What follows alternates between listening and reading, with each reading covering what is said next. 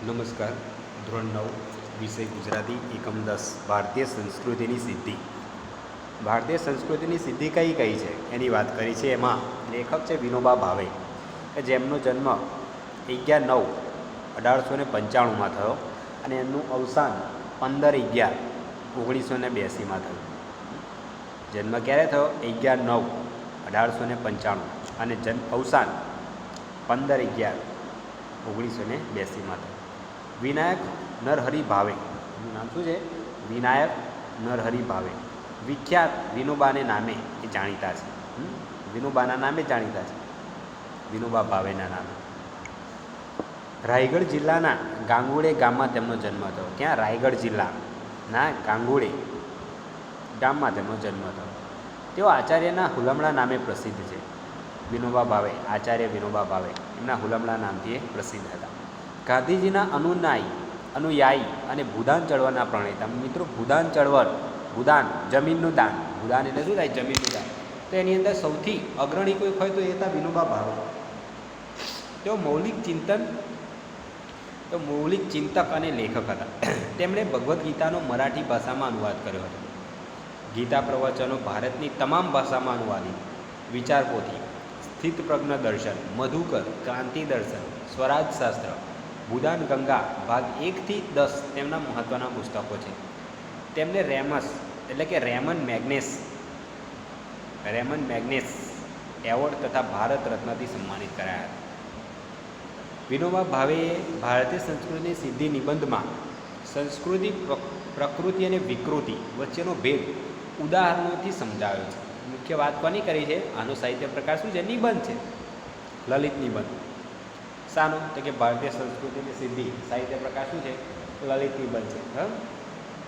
અને એમાં એમણે સંસ્કૃતિ, પ્રકૃતિ અને વિકૃતિ વચ્ચેનો ભેદ વિશે જે ઉદાહરણો સમજાવે. સંસ્કૃતિ કોને કહેવાય, પ્રકૃતિ કોને કહેવાય અને વિકૃતિ કોને કહેવાય એ આપણને સમજાવશે એકમમાં. વિકૃતિનો અસ્વીકાર અને પ્રકૃતિની સંસ્કૃતિનું રૂપ આપવાની ભલામણ લેખકે કરી છે. વિકૃતિ જે છે એનો અસ્વીકાર કરો કે છે, પ્રકૃતિ અને સંસ્કૃતિનું રૂપ આપવાની ભલામણ કરી છે. ભારતીય સંસ્કૃતિની પ્રયોગશીલતાનો લેખકે મહિમા કર્યો છે. ભારત દેશનો વિચાર વૈભવ અદ્ભુત છે એમ કહી લેખકે ભારતીય સંસ્કૃતિની ખૂબીઓ ખૂબ સચોટ રીતે સમજાવી અને વિવિધતામાં એકતાની વિશેષતા એ સ્પષ્ટ કરી છે. મિત્રો, સરસ મજાનો આપણો એકમ છે. તેવા સંસ્કૃતિ, પ્રકૃતિ અને વિકૃતિ કોને કહેવાય એની આગળ વાત કરવામાં આવે છે. આગળ આપણા એકમ તરફ આપણે આગળ જઈએ. શું કહે છે જોઈએ. પ્રકૃતિ એટલે સહજ સ્વભાવ. પ્રકૃતિ એટલે શું? સહજ સ્વભાવ. સહજ એટલે જે નોર્મલ જે છે સ્વભાવ છે આપણો, સહજ છે તે. સંસ્કૃતિ એટલે સહજ સ્વભાવથી ઉપર ઉઠવું. પ્રકૃતિ એટલે સહજ સ્વભાવ, વાત સાદી છે. પણ સંસ્કૃતિ એટલે શું? તો કે સંસ્કૃતિ એટલે સહજ સ્વભાવથી થોડુંક ઉપર ઉઠવું, એનાથી કંઈક વિશેષ. અને વિકૃતિ એટલે સહજ સ્વભાવથી નીચું પડવું. વિકૃતિ શું છે? કે જે સહજ સ્વભાવ છે એનાથી પણ એકદમ નીચે પડવું. પ્રકૃતિ વચ્ચે છે, નોર્મલ છે અને સહજ છે. પ્રકૃતિ કેવી છે? વચ્ચે છે. કે કોની વચ્ચે? સંસ્કૃતિ અને વિકૃતિની વચ્ચે છે. શું છે? આ પ્રકૃતિ છે કે છે એ નોર્મલ છે, સહજ છે કે છે. માણસની એક પ્રકૃતિ હોય છે. દરેક માણસની શું હોય મિત્રો? એક પ્રકૃતિ હોય છે જે કુદરત દ્વારાથી મળેલી હોય છે. એક સંસ્કૃતિ અને એક વિકૃતિ હોય છે. બરાબર છે? માણસની શું છે? એક પ્રકૃતિ હોય, એમાંથી એક સંસ્કૃતિ, સમાજ, આપણે ક્યાં સંસ્કૃતિ મળે, અને એમાંની અંદર મનુષ્યની અંદર એક વિકૃતિ પણ રહી હોય છે. એના ઉદાહરણ આપે છે. કેવી રીતે જોઈએ? ભૂખ લાગે છે અને ભૂખ લાગતા માણસ ખાય છે એ એની પ્રકૃતિ છે. દરેક મનુષ્યને ભૂખ લાગે છે, બરાબર છે? હા. અને ભૂખ લાગે અને ત્યારે જે માણસ ખાય છે એની પ્રકૃતિ છે. કેમ કે તમારું શરીરની અંદર તમને ભૂખ લાગે છે, કંઈક ઉણપ દેખાય છે એટલે ભૂખની જરૂરિયાત ઊભી થાય છે, અને તમને જરૂરિયાત ઊભી થાય છે ત્યારે તમે ખાઓ છો. ભૂખ લાગવી સ્વાભાવિક વસ્તુ છે. દરેક મનુષ્યને ભૂખ લાગી. પાણીની તરસ લાગવી, દરેક મનુષ્યને તરસ લાગે છે. પણ ભૂખ લાગે છે અને ભૂખ લાગતા માણસ જે ખાય છે એ પ્રકૃતિ છે, મિત્રો કહે છે. પણ ભૂખ ન લાગવા છતાં માણસ ખાય છે એ એની વિકૃતિ છે. ભૂખ લાગે ને તમે ખાઓ છો, કંઈ વાંધો નહીં, એ તમારી શું કહે છે? પ્રકૃતિ છે. શરીરની રચના છે એ પ્રકારની કે શરીરની અંદર જ્યારે ભૂખ લાગે છે ત્યારે તમે ખોરાક માગો છો, પણ ભૂખ ન લાગી હોય છતાં પણ તમે જ્યારે ખાઓ છો એ તમારી પ્રકૃતિ નથી, પણ એ શું થઈ જાય છે?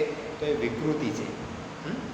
અને ભૂખ લાગવા છતાં આજે એકાદશી છે એટલા વાસ્તે એટલા માટે ભગવત સ્મરણ માટે માણસ ખાતો નથી, એ એની સંસ્કૃતિ છે. એક જ ઉદાહરણ દ્વારા સરસ રીતે સંસ્કૃતિ, પ્રકૃતિ અને વિકૃતિ કોને કહેવાય આપણે સમજાવ્યું. માણસનું શરીર જે એને ભૂખ લાગે છે અને ખાય છે એની પ્રકૃતિ છે, પણ ભૂખ ન લાગવા છતાં પણ જે માણસ ખાય છે એની વિકૃતિ છે.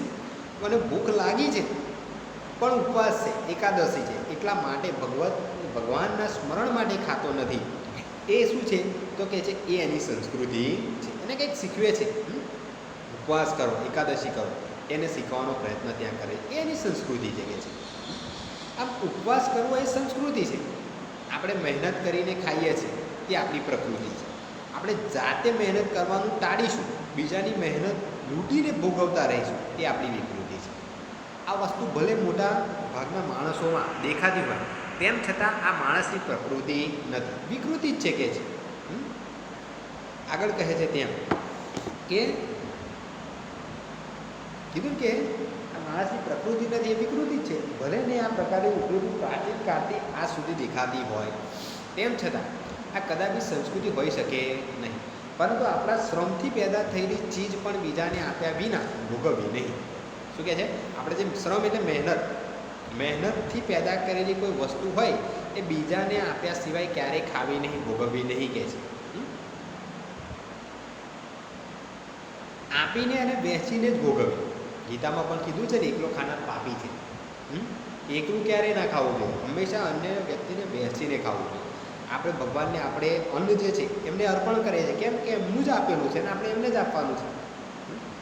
આપણે તો નિમિત્ત માત્ર છે કે એને આપણે ઉત્પન્ન કરીએ છીએ. આપે છે કોણ? ઈષ્ટદેવ જ આપે છે, એટલે આપણે એમને પહેલાં આપવાનું છે, નૈવેદ્ય ચડાવવાનું છે, પછી આપણે એને આરોગવાનું છે. આપીને અને વહેંચીને જ ભોગવવી એ માણસની સંસ્કૃતિ છે કે છે. માણસમાં અને પશુમાં ફરક છે, અંતર છે, કે આ અંતરને વધારવું. શું કહે છે? માણસ અને પશુમાં શું છે? અંતર છે, અને આ અંતરને વધારવું કઈ રીતે વધારી શકાય? એટલે કે પશુપણામાંથી નીકળતા જઈને માણસપણા તરફ આગળ વધતા જવું, તેને સંસ્કૃતિ વર્ધન કહે છે. એને સંસ્કૃતિ તરફ વધવું, વર્ધનને વધવું એમ કહેવાય. માણસ અને પશુ વચ્ચે અંતર છે ને, કે પશુ તમે જુઓ કે મનુષ્ય જેવું જીવન નથી જીવી શકતો, તો માણસે પશુ અને માણસ વચ્ચેનું અંતરને વધારવું જોઈએ કે છે. વધારવું જોઈએ એટલે જાનવર બાંધવા અને પશુ ત્યાં ઊભા એટલે અંતર નથી વધારવાનું. મિત્રો, એની અંદર જે ગુણો છે એને વધારવા છે.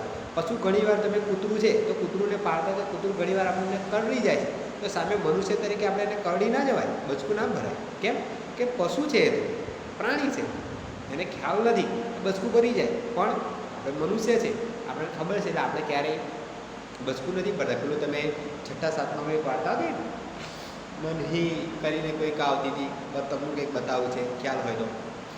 અને શું કરે છે પેલો, જો વીજી કે વારંવાર ડંખ મારે છે, ખ્યાલ હોય તો પેલા એને કહે છે તું કેમ બચાવે છે? તો કે એનો સ્વભાવ છે કે એને ડંખ મારવાનો, મારો સ્વભાવ છે બચાવવાનો. ભલે મને ડંખ મારે, એક દિવસ તેવો આવશે કે એ પોતાનો સ્વભાવ છોડી દેશે. એ વીજી ખરાબ છે, જો એનો ડંખ મારવાનો સ્વભાવ ના છોડી શકતો હોય તો મારો બચાવવાનો સ્વભાવ કેમ છોડી શકું કે છે. ખ્યાલ આવે છે? એ મિત્રો સંસ્કૃતિ છે, જુઓ તે. એ આપણે ત્યાં શીખવાનું છે કે કોઈ માણસ ખરાબ હોય, તમને 4-5 ગાર બોલી જાય, તમે પણ સામે 4-5 ગાર બોલી જાઓ છો, તો તમારામાં ને એમનામાં ફરક શું રહ્યો? નીચ માણસ છે, હલકો માણસ છે, એટલે ગાર બોલી શકે છે. તમે પણ એના જેવા નીચ છો કે નથી? તો બસ આપણને કોઈ વ્યક્તિ એમ કે તને કોઈ વ્યક્તિ ગાર બોલી ગયા, બરાબર છે, તે સામે જવાબ ના આપે. ગાર બોલે તને શરીર પર ચોંટી રહે છે? નથી ચોંટી રહેતી. ગાર બોલવાથી એનું મોં છે એ એમ કહે છે ગંદુ થાય છે, એની વાણી બગડે છે, એના વિચારો બગડે છે. તમે સામે બોલશો તો તમારી વાણી બગડશે, તમારા વિચારો બગડશે, અને તમારા અને એનામાં ફરક શું રહેશે? સરસ મજાનું એક પુસ્તક હતું, ચિંતામુક્ત રહેવાની ચાવીઓ. આની અંદર અલગ અલગ વાર્તાઓ દ્વારા મનુષ્યને ઉપદેશ આપે છે. એક વકીલની અમે એક વાર્તા ટૂંકી બતાવી છે કે મમ્મી છે વકીલ તરીકે, અને એમની દીકરીએ લગ્ન કરી લીધા છે, એટલે કે લવ મેરેજ કર્યા છે કોઈ પુરુષ સાથે. એટલે એનો જે આસિસ્ટન્ટ જે બીજો વકીલ હોય છે, એ પેલા વકીલ જે એમના મમ્મી છે એમને કહે છે કે મેડમ બહુ ખોટું થયું નહીં, તમારી દીકરી જે છે ભણેલી ગણી હતી, કે કોઈ સાથે પરપુરુષ સાથે એણે લગ્ન કરી લીધા વગેરે વગેરે વાતો કરે છે કે છે મેડમ તમને ખોટું લાગ્યું હશે ને એવું બધી વાતો કરે છે. પરંતુ એ મેડમ જે છે ઓકે એ શું જવાબ આપે છે ખબર છે કે સામે જે છોકરી કોની છે તો કે મારી છે, ચિંતા કોને કરવાની છે તો કે મારે છે, બરાબર છે. તો તું તારું આ કામ નથી કે તારું કામ શું છે કે આવનારો જે કેસ છે એને આપણે કેવી રીતે જીતી શકીએ એના પર તું વધારે ભાર આપે છે, એ મારે જોવાનું છે. એટલે મિત્રો આપણે વિચારવાની દ્રષ્ટિ બદલવી જોઈએ. આપણે વિચારવાની દ્રષ્ટિ બદલીશું તો પ્રશ્નો ક્યાં ઊભા થતા નથી, આપણે જાતે કરીને પ્રશ્નો ઊભા કરીએ છીએ. નાની વાતને આપણે લંબાડથી વારંવાર ચાવીએ છીએ, વારંવાર એને કયા કરીએ છીએ. પાણીનો ગ્લાસને નથી કીધું 2 મિનિટ પકડી રાખો તો તમને દુઃખ નહીં થાય, પણ એ જ પાણીનો ગ્લાસ તમે કલાક 2 કલાક પકડી રાખશો તો દુખાવો થઈ જશે. એટલે કોઈ પણ નાની વાતને તમે લાંબા સમય સુધી મગજ પર રાખશો તે દુખાવો થવાનો જ છે, એ દુઃખ બની જ જવાનું છે. તમારા હાથમાં છે કે એને દુઃખ બનાવવું કે નહીં. ચિંતા દરેક મનુષ્યના જીવનમાં હોય જ છે, પણ એ ચિંતાને તમે કેટલો સમય તમારા મસ્તક ઉપર તમારા મગજમાં રાખો છો એ પ્રમાણે એનો આધાર હોય છે. આગળ કહીએ છીએ જઈએ એમ, ચાલો આપણે એકમ તરફ કે સંસ્કૃતિ વર્ધન કહે છે કે માણસ સુખ અને આનંદ શોધે છે એ ખરું, પરંતુ કયો આનંદ વિકૃત છે કે છે અને કયો આનંદ પ્રાકૃત છે અને કયો આનંદ એ સુકૃત એટલે કે સંસ્કૃત છે તેનો ખ્યાલ રાખવો. માણસ હંમેશા આનંદ શોધે છે, વાત સાચી છે, પણ કેવો પ્રકારનો આનંદ? વિકૃતિ પ્રકારનો આનંદ નહીં શોધવાનો, કે પ્રાકૃત પ્રકારનો નહીં શોધવાનો, સંસ્કૃત પ્રકારનો જે કે છે સારા પ્રકારનો આનંદ એવો શોધો, તેનો ખ્યાલ રાખવો પડે. જે સુખ સૌને આનંદ આપી શકે તેવું હોય એ જ ખરું સુખ છે કે જે સુખ સૌને આનંદ આપી શકે એ જ સુખ ખરું છે કે છે. અને એ જ સુસંસ્કૃત આનંદ છે કે છે. ફક્ત મને આનંદ આવે એવું કોઈ કામ નહીં, પણ સમાજને કંઈક આનંદ થાય એવું કંઈક કામ કરો, એ ખરો આનંદ છે કે છે. જે આનંદ આપણને સંસ્કૃતિ તરફ લઈ જાય છે એ સાચો આનંદ છે કે છે. સંસ્કૃતિ ક્યારેય ખરાબ નથી હોતી, વિકૃતિ જ ખરાબ હોય છે. એટલે સંસ્કૃતિ ક્યારેય ખરાબ હોતી જ નથી. જો સંસ્કૃતિ ખરાબ હોત તો ભારતીય સંસ્કૃતિ આટલી બધી પ્રખ્યાત ના થઈ હોત. લોકો આજે આપણને આપણી સંસ્કૃતિના કારણે ઓળખે છે. સંસ્કૃતિની વિશેષતા શું છે તો કે મહેમાનોને આપણે આદર સત્કાર કરીએ છીએ. આપણા ઘરે કોઈ મહેમાન આવે તો આપણે એને ભગવાન સમાન ગણીએ છીએ. અતિથિ દેવો ભવ કહીએ છીએ ને, અતિથિ દેવ સમાન છે, એ આપણી સંસ્કૃતિ છે. એટલે લોકો વિશ્વ આજે આપણને ઓળખે છે કે ભારતીય સંસ્કૃતિ છે. એટલે આ બાબત સાવધ રહેવાની જરૂર છે, સચેત રહેવાની જરૂર છે કે આજે જે કે છે પશ્ચિમના લોકો વિજ્ઞાનના ઘણા આગળ વધ્યા છે. પશ્ચિમના લોકો વિજ્ઞાનમાં ઘણા બધા આગળ વધ્યા છે.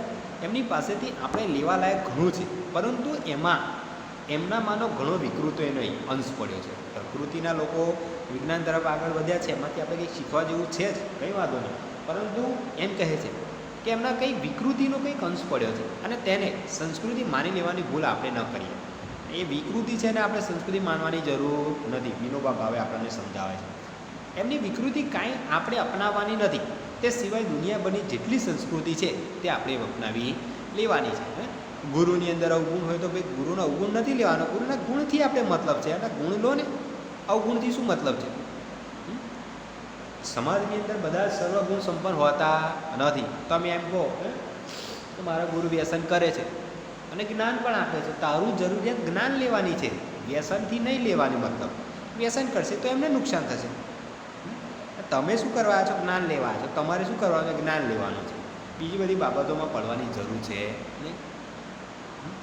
આની સાથે સાથે એ પણ ધ્યાનમાં રાખીએ કે દુનિયાભરની સંસ્કૃતિ લઈએ પણ આપણે ત્યાંની પણ ભલે હોય,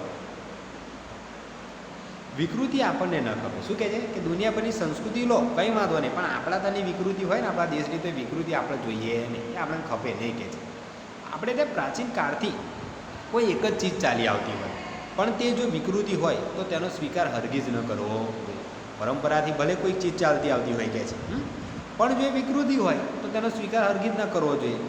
વિકૃતિ બીજાઓની હોય કે આપણી હોય સદંતર વર્જ્ય છે કે છે. વિકૃતિ પોતાની હોય કે બીજાની હોય એ હંમેશા છોડી જ દેવી જોઈએ, વર્જ્ય છે, એનો ત્યાગ કરવા યોગ્ય છે. અને પ્રકૃતિને સ્વીકારવી, પણ તેનું હંમેશા શોધન કરતા રહેવું કે ભાઈ સંસ્કૃતિ કઈ, પ્રકૃતિ કઈ, એનો શોધ કરતા રહો.